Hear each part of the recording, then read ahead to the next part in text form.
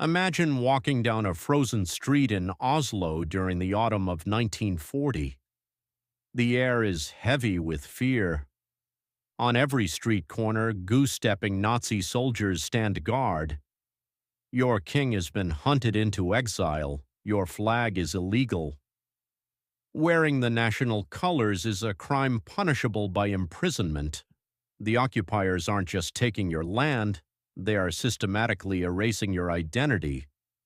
But then a stranger passes you by. You glance at his jacket.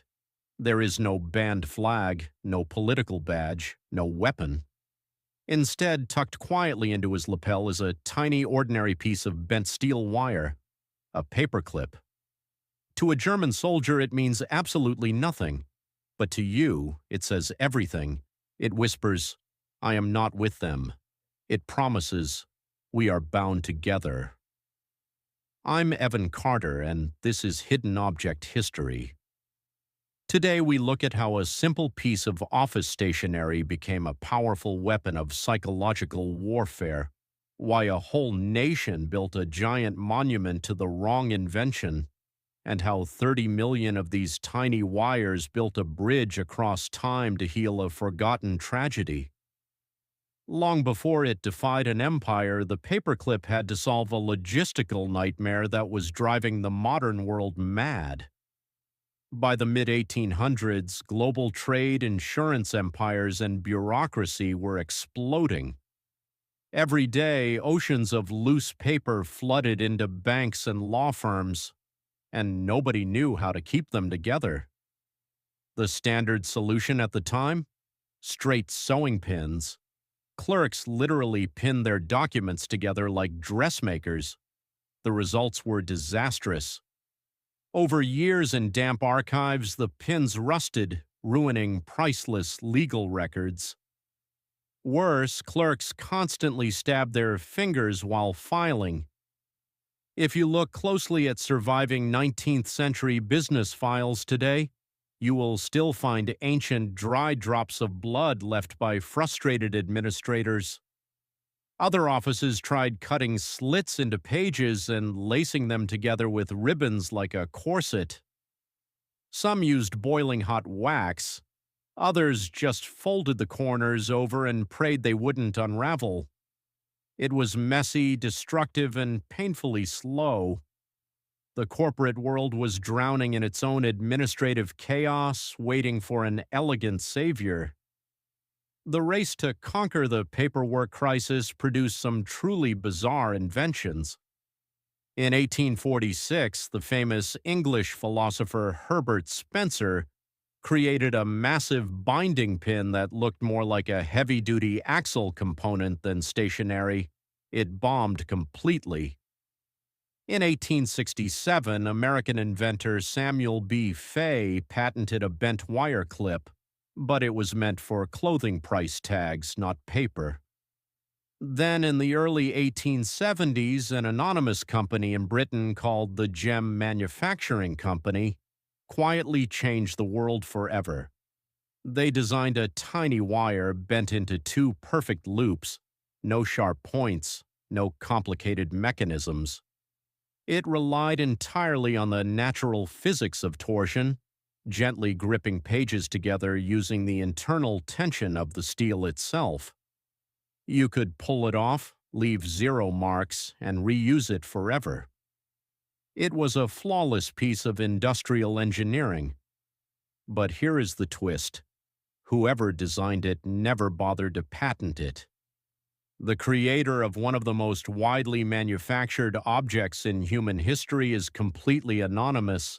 They simply vanished into time, leaving their perfect little gem behind. By the end of the century, the world was hopelessly hooked on gem clips. And that's exactly when a Norwegian patent clerk named Johan Vaaler stepped into the frame. Working in the snowy streets of Christiania, now Oslo, surrounded by thousands of geometric blueprints, Vaaler designed his own wire clip in 1899. But there was a dark, hilarious twist. His design was functionally useless. Unlike the elegant gem clip, Vaaler's version stopped at 1.5 loops. It fundamentally misunderstood the physics of torsion. To use it, you couldn't just slide the paper in. You had to manually pry the stiff wire apart and force the document inside at an awkward, aggressive angle. It gripped poorly, it tore the margins, and it protruded from the page like a jagged metal tooth. Unsurprisingly, no factory ever manufactured it. Vaaler died in 1910, completely obscure, never knowing he was about to become the center of a massive historical lie. Decades later, a wave of desperate post-war patriotism swept through Norway. The public needed a local hero, so they manufactured a myth. A proud Norwegian son had invented the global paperclip, only for cold foreign corporations to steal the legacy. By the 1950s, Norwegian dictionaries weaponized this folklore, officially writing Vaaler into history books as the true inventor. The obsession culminated in 1989. Outside Oslo, a towering 7-meter-tall steel paperclip monument was proudly unveiled to honor their national genius. But look closer at the statue. The monumental irony is paralyzing. The giant sculpture isn't Johan Vaaler's clunky 1.5 loop design. It is the British gem design, the exact invention he never created. 10 years later, when the Norwegian government issued a prestigious commemorative stamp for Vaaler, the state postal service committed the exact same humiliating blunder, printing the anonymous British clip right next to his name. Norway had literally immortalized a ghost using someone else's geometry. When Nazi Germany invaded Norway in April 1940, they deployed nearly 400,000 troops to crush a population of just 3 million. They quickly banned the flag, closed free presses, and arrested anyone displaying loyalty to King Haakon VII. They tried to brainwash schools and churches with Nazi ideology. To prevent utter despair, people needed a way to find each other in the dark. That's when university students in Oslo remembered the myth. Believing the paperclip was a proud symbol of Norwegian ingenuity, they began pinning them to their lapels. The trend exploded like wildfire. Teachers, shopkeepers, and doctors wore them. People linked them together to make bracelets. Because a paperclip binds things together, it became a silent code. We are united. We will not break. Eventually, the Gestapo caught on. Wearing a paperclip became an arrestable offense, but the spark could not be put out. Fueled by this tiny symbol, the resistance hardened. 12,000 teachers went on strike, refusing to teach Nazi propaganda. Hundreds were sent to prison camps, but they never broke. Bishops resigned in mass protest. Underground networks smuggled nearly 1,000 Jewish citizens across freezing mountains into neutral Sweden. The paperclip didn't stop bullets, but it preserved a nation's soul. More than 50 years later, that same symbol traveled across the Atlantic to Whitwell, a small, quiet town in rural Tennessee. In 1998, local middle school teachers wanted to teach their 8th graders about the horrors of the Holocaust. But when they told the students that 6 million Jewish people were systematically murdered, the children couldn't process it. 6 million is just a cold, abstract number on a page. The students asked, "Can we collect 6 million of something to see what it looks like?"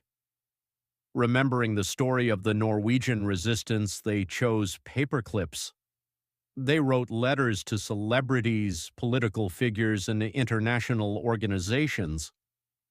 What started as a small classroom project went viral globally. Millions of paperclips poured into the school from around the world. Many arrived with letters containing photos and names of specific victims. A cold office supply was suddenly transformed into a personal, heartbreaking memorial for a stolen life.